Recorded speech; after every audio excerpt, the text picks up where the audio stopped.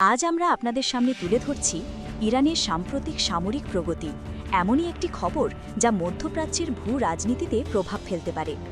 ইরানের ইসলামী বিপ্লবী গার্ড কোরের অ্যারোস্পেস ইউনিট তাদের শস্ত্রাগারে দুই ধরনের উন্নত ব্যালিস্টিক ক্ষেপণাস্ত্র এমাদ ও কদর যোগ করেছে এবং তা সম্প্রতি আনুষ্ঠানিকভাবে উন্মোচন করা হয়েছে।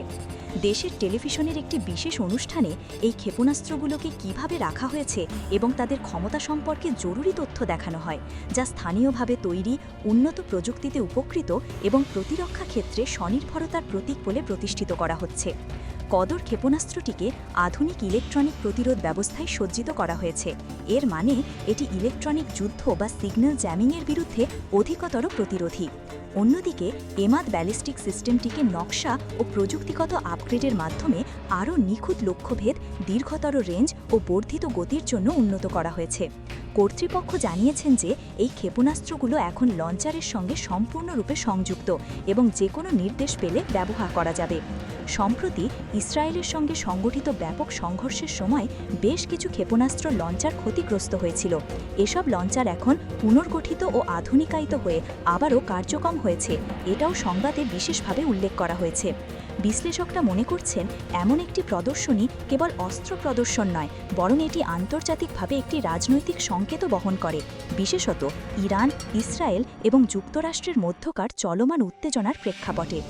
এখনকার ভূ রাজনীতিতে এমন ধরনের সামরিক অগ্রগতি কিভাবে অঞ্চলের স্থিতিশীলতা ও কূটনৈতিক সম্পর্কে প্রভাবিত করবে, এটাই মূল প্রশ্ন।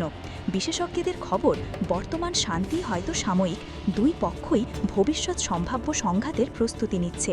ফলে আন্তর্জাতিক পর্যায়ে কূটনৈতিক আচরণ, সমঝোতা প্রচেষ্টা ও প্রতিরক্ষা নীতিতে পরিবর্তন দেখা যেতে পারে।